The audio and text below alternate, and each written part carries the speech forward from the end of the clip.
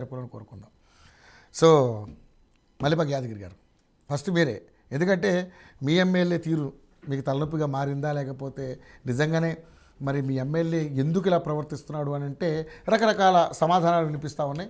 ఇటు కేసీఆర్ గారి మీద మా దృష్టిలో పడేందుకో, లేకపోతే కేటీఆర్ గారి దృష్టిలో పడేందుకో, లేదా మీడియా అటెన్షన్, నేను కూడా ఒక ఎమ్మెల్యేని ఉన్నాను, గట్టిగా నేను ఫైట్ చేస్తున్నాను బీఆర్ఎస్ తరపు నుంచి అంటూ చేస్తూనే ఆ పార్టీని అప్రతిష్ట పాలు చేసే కార్యక్రమాలు జరుగుతున్నాయని కూడా రకరకాల వాదనలు వినపడతా ఉన్నాయి. ఎందుకంటే పార్టీ ఫిరాయించిన ఎమ్మెల్యేలందరూ కూడా ఇప్పుడు ఉప ఎన్నికల ద్వారా మళ్ళీ రావాలనే ఉద్దేశంతో బీఆర్ఎస్ కదుపుతున్నటువంటి పావులుగా కూడా చూడవచ్చు.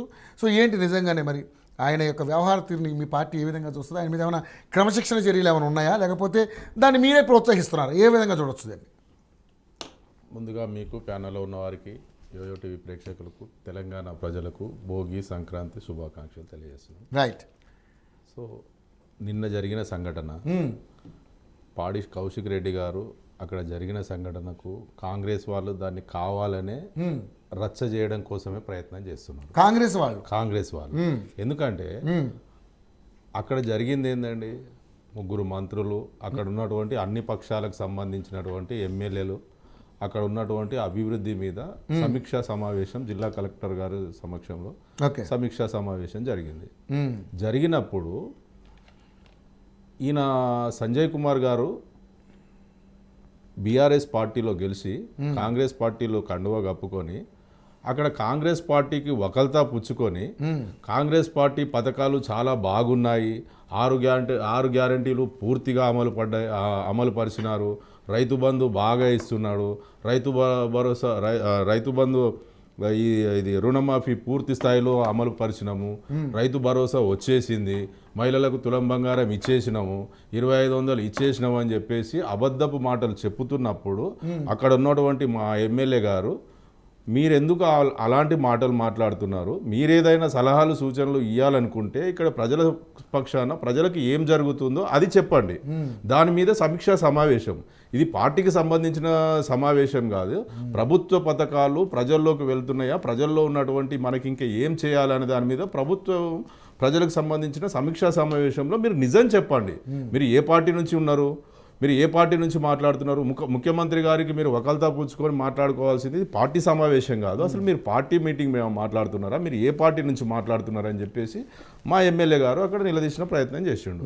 దానికి వాళ్ళు కావాలని నిలదీయడం అంటే మైకు లాక్కోవడం, సార్ మైకు లాక్కోలేదు. ఫస్ట్ ముందుగా ఆయన ఒక మాట ఆయన నిలదీయడం కోసం మీరు ఏ పార్టీ నుంచి మాట్లాడుతున్నారు, ఎందుకు మాట్లాడుతున్నారు, మీరు నిజాలు మాట్లాడండి. మీరు రేవంత్ రెడ్డి గారు ఆ రోజైతే ఏ విధంగానైతే అబద్ధ హామీలు ప్రజలకు ఎలక్షన్లలో ఏ విధంగా అబద్ధ హామీలు ఇచ్చిండో ఇక్కడ ఇది ప్రభుత్వ కార్యక్రమం కాబట్టి మీరు నిజాలు మాట్లాడండి అని చెప్పి అడిగిండు.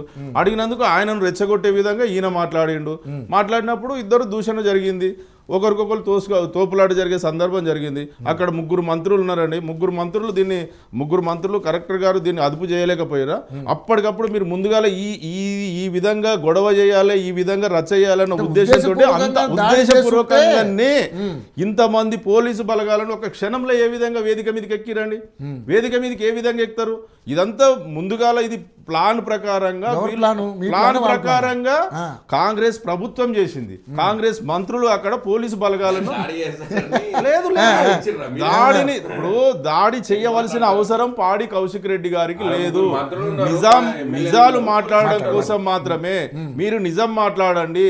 మీరు బీఆర్ఎస్ పార్టీలో గెలిచిర్రు, మీరు అసలు ఏ పార్టీ, మీరు బీఆర్ఎస్ పార్టీయా కాంగ్రెస్ పార్టీ చెప్పండి అన్నప్పుడు కూడా ఆయన చెప్పలేని పరిస్థితిలో ఉన్నాడు. మరి అది నిలదీసిండు. కానీ ఒకవేళ నిజంగా మీరు కాంగ్రెస్ పార్టీ నుంచి వకల్తా పుచ్చుకుంటే నిజంగా రాజీనామా చేయండి. మీ బీఆర్ఎస్ పార్టీ బీఫామ్ మీద గెలిచిన తర్వాత మీరు రాజీనామా చేసి కాంగ్రెస్ పార్టీ పథకాలు మిమ్మల్ని గెలిపిస్తాయి కదా, 6 గ్యారంటీలు పూర్తి స్థాయిలో అమలైనాయి కదా, మరి మీ 6 గ్యారంటీలు గెలిపిస్తాయి, రాజీనామా చేయండి. రాజీనామా చేసి మీ పార్టీలోకి వచ్చారు అందరూ. ఎవరు వచ్చిన మీ దగ్గర పనిచేసినటువంటి ఎమ్మెల్యేలు కానీ, ఎంపీలు కానీ, మన మంత్రులు కానీ ఆ రోజు కొత్తగా ఏర్పడ్డ రాష్ట్రం కాబట్టి కేసీఆర్ గారి ఇక నాయకత్వం కాదు సార్, సార్, మీరు మీకు వినండి. అనుకూలంగా మీరు ఆ రోజు మార్చుకోవద్దు సార్. తన నియోజక మీతో- ఏ ఎమ్మెల్యే కాదు అయినా సార్, సార్, మీరు నన్ను కాదు, మాట్లాడనివ్వండి. కాదు రూల్ అంటే రూలే రూలే. Rule for all. అదే మీరు నన్ను చెప్పనివ్వండి. ఆ రోజు ఉన్న పరిస్థితుల్లో తన నియోజకవర్గ ప్రజల అభివృద్ధి కోసం, నియోజకవర్గాల అభివృద్ధి కోసం కేసీఆర్ ఆంధ్ర పార్టీలో మరి ఇప్పుడు కూడా అవకాశం- అనుకోవచ్చు కదా, లేదండి. ఇప్పుడు అంతా అనుకోవచ్చు కదా. సరే, ఇప్పుడు ఒకవేళ ఆ రోజు ఇతర పార్టీలో గెలిచిన వాళ్ళు కేసీఆర్ గారి నమ్మకం మీద కేసీఆర్ గారి నాయకత్వంలో బీఆర్ఎస్ పార్టీలో చేసిర్రు, అభివృద్ధి నిధులు తీసుకొచ్చి అమలు చేసుకురు, ఆ ప్రజలకు సంక్షేమ పథకాలు అందించారు, ఆ నియోజకవర్గాలు అభివృద్ధి చేసుకురు. మరి ఈ రోజు సంవత్సరం అయింది కదా వీళ్ళు పార్టీలో చేరి 10 మంది ఎంత ఇప్పుడు గతంలో వీళ్ళు కూడా ఎమ్మెల్యేలుగా పనిచేసారు కదా, సంవత్సరంలో ఎన్ని నిధులు తీసుకొచ్చారు, ఎన్ని వాళ్ళకు సంక్షేమ పథకాలు అందించారు, ఏ విధంగా అభివృద్ధి చేశారు, ఎన్ని శంకుస్థాపనలు చేశారు, ఎన్ని ఇప్పుడున్న కాంగ్రెస్ ప్రభుత్వంలో పోయారు. నీ నియోజకవర్గం అభివృద్ధి కోసమే కదా పోయింది, నీ అభివృద్ధి కోసం కాదంటున్నావు కదా, మరి ఎన్ని నిధులు తీసుకొచ్చినావు? మీరు ప్రత్యేకంగా చేసిన ఆ అప్పులు నిధులే కేవలం తీసుకురాలేదు మిత్రులు కదా. కడుతున్నారు, ఎక్కడ అభివృద్ధి జరుగుతుందండి? మీరు చేసిన అప్పులు కేవలం మిత్రులు కడుతున్నారు, అభివృద్ధి ఎక్కడ అదే జరుగుతుంది? చెప్తున్నా. ఎన్ని అప్పులకు నిధులు ఎంత మిత్తి కడుతారో ఒకసారి చెప్పాల్సిన అవసరం ఉంది. మేము 10 సంవత్సరాల్లో 4.5 లక్షల కోట్లు అప్పు చేసినాం. నేను ఒక్క సంవత్సరంలో 1.5 కోట్లు అప్పు చేశారు. ఎవరు అధికంగా అప్పులు చేశారు? ఈయన చేసేది అబద్ధము. ప్రజలకు ఆయన చేసే సంక్షేమ పథకాలు, అభివృద్ధి పథకాలు ఆయన తప్పుడు మాటలతోటి ప్రజల్లోకి వచ్చారు కాబట్టి, ప్రజలు ఎక్కడికక్కడ నిలదీస్తున్నారు కాబట్టి, దాన్ని డైవర్ట్ చేసిన కోసమే కేసీఆర్ గారు అప్పు చేశారు, బీఆర్ఎస్ ప్రభుత్వం అప్పు చేసిందని చెప్పేసి ఒక బదనాం చేస్తారు. కానీ మరి ఈయన చేసిన 1.5 కోట్లు ఎక్కడ చేశారు? ఎంత మిత్తి కడుతుందో? ఈ రోజు 4.5 లక్షల కోట్ల రూపాయలు అప్పు కేసీఆర్ గారు చేశారు. దానికి ఎంత మిత్తి కడుతురండి? ఎంత మిత్తి కడుతురు? మరి 1.5 కోట్లలో ఎంత మిత్తి కడుతురు చెప్పండి ఒకసారి. దానికి ఒక శ్వేతపత్రం విడుదల చేయమని చెప్పండి. అనవసరంగా ఇప్పుడు ఆయనకు చేయడం చేతగాక, అసలు పరిపాలన ఏ విధంగా చేయాలనో చెప్పేది అసలు ఆయనకు చేతగాక, నిజంగా చెప్పాలంటే ఆయన పాలక పక్షంలో ఏ రోజు ఎమ్మెల్యేగా లేడు, ఆయన ప్రతిపక్ష పార్టీలనే ఉన్నాడు. మంత్రివర్గ సమావేశంలో అసలు ప్రజలకు ఏం కావాలనో అలాంటి సమీక్షా సమావేశంలో కూర్చున్న నాయకుడు ముఖ్యమంత్రి గారు కాదు. గత పార్టీలో ఆయన పనిచేసినప్పుడు ఎంతసేపు చెప్పినా ప్రజలలో ఒక రకంగా క్రియేట్ చేసి బూతు మాటలు మాట్లాడము, ప్రజలను అట్రాక్ట్ చేసుకోవడము, అలాంటి మాటలతోటి ఆయన గద్దెనెక్కిండు. కానీ ఆయనకు పరిపాలన అనేది ఏ విధంగా ఉండాలి? ఒకవేళ నువ్వు ప్రతిపక్ష పార్టీలో ఉన్నప్పుడు సరే, నువ్వు తిట్టుకున్నావు, ఆ రోజు నువ్వు తిట్టుకున్నావు, ఈ రోజు నువ్వు ముఖ్యమంత్రి కదా, నీ చేతిలో ఒక అవకాశం వచ్చింది కదా, గొప్ప అవకాశం. తెలంగాణ రాష్ట్రానికి రెండో ముఖ్యమంత్రిగా నువ్వు అయినావు కదా, కేసీఆర్ గారి తర్వాత నీకు ఒక అవకాశం వచ్చింది. నువ్వు దాని మీద పరిపాలన కోసం నువ్వు పట్టు సాధించు. నువ్వు ఎంతసేపు చెప్పు కేసీఆర్ గారి పథకాలను తీసేసా, నువ్వేం చేసినావు? ఇప్పుడు రైతు బంధు అన్నావు, రైతు బీమా అన్నావు, రుణమాఫీ అన్నావు, ఎక్కడ వచ్చింది? ఇవాళ ఖమ్మం జిల్లాలో పొంగులేటి శ్రీనివాసరెడ్డి గారిని అక్కడి నుంచి ఆయన తరిమి కొట్టిన పరిస్థితులు ఉన్నాయి. ఎక్కడవో, ఏ పల్లెకు పో, ఏ జిల్లాకు పో, ప్రభుత్వ అధికారులను కానీ, ప్రభుత్వ మంత్రులను కానీ, ఎమ్మెల్యేలు కానీ నిలదీసిన పరిస్థితులు ఈరోజు సొంత జిల్లాలో కూడా నిలదీస్తున్న పరిస్థితి ఉంది.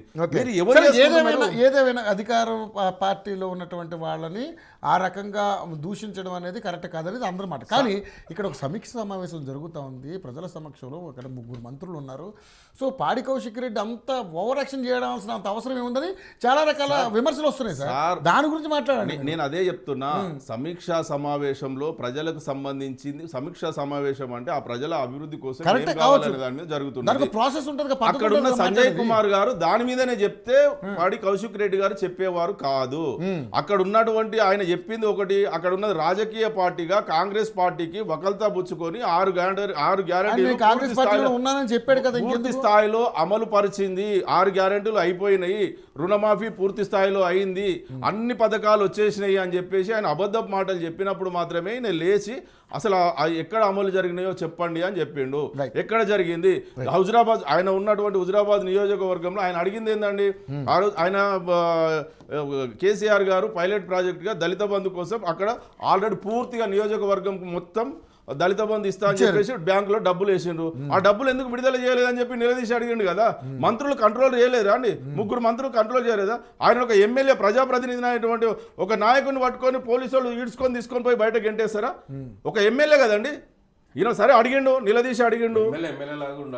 హుందాగా ప్రవర్తించాలి కదా అక్కడ, హుందాగా ప్రవర్తించాలి అనేది. అసెంబ్లీలో కూడా ప్రతిపక్ష పార్టీలు మాట్లాడతాయి. ప్రతిపక్ష పార్టీలు మాట్లాడినప్పుడు స్పీకర్ గారు స్పీకర్ గారు చెప్తేనే వాకౌట్ చేసి ఆయనను తీయమంటేనే మార్షల్స్ వస్తారు. కానీ ఈ వేదిక మీదకి పోలీసు వాళ్ళు ఏ విధంగా వచ్చారు అంటే మీరు ముందుగా ప్లాన్ ప్రకారంగా ఈయన ఈ విధంగా రెచ్చగొట్టే మాటలు మాట్లాడడం కోసం సెక్యూరిటీ పోలీసులు ఉంటారు కదా సార్. వాళ్ళలోకి ఎట్లా వస్తారండి? వాళ్ళలోకి ఎట్లా వస్తారండి? మంత్రులు చెప్పలేరా? మంత్రులు చెప్పలేరా? కంట్రోల్ చేయలేరా? గతంలో ఎన్నో సార్లు బీఆర్ఎస్ పార్టీ ప్రభుత్వం ఉన్నప్పుడు కూడా సార్ ఒక్క నిమిషం అదే జగిత్యాల ఇప్పుడున్నటువంటి జీవన్ రెడ్డి గారు ఎన్నో సార్లు జిల్లా సమీక్షా సమావేశాలు జరిగినప్పుడు కూడా ప్రతిపక్ష పార్టీలు ఈ విధంగా నిలదీసినా కూడా మా పార్టీ మా మంత్రులు ఏ రోజు కూడా ఇలాంటి ఒక ఎమ్మెల్యేను ఈడ్చుకొని పోయి తీసుకుపోయి బయటికి గెంటేసిన పరిస్థితులు లేవు. ఆ రోజులలో మా 10 సంవత్సరాలు మా ప్రభుత్వం ఉన్నది. అలాంటి సమీక్షా సమావేశాలు ఎన్నో జరిగినాయి. మరి మీ ఎమ్మెల్యేలు ఒక్కసారైనా మిమ్మల్ని ఆ విధంగా ఈడ్చుకొని తీసుకెళ్ళినామా? అసలు వీళ్ళు ఆ రకంగా దాడికి ప్రయత్నం చేయలేదు కదండి.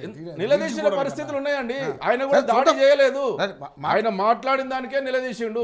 రైట్ రవి గారు, మరి నిజంగానే ఆయన అన్నట్టుగా ఒక ఎమ్మెల్యేని ఆ రకంగా సరే ఆయన తప్పు చేశాడు అనుకుందాం, ఆ రకంగా ట్రీట్ చేసి అలా బయటికి పంపించడం ఘోరంగా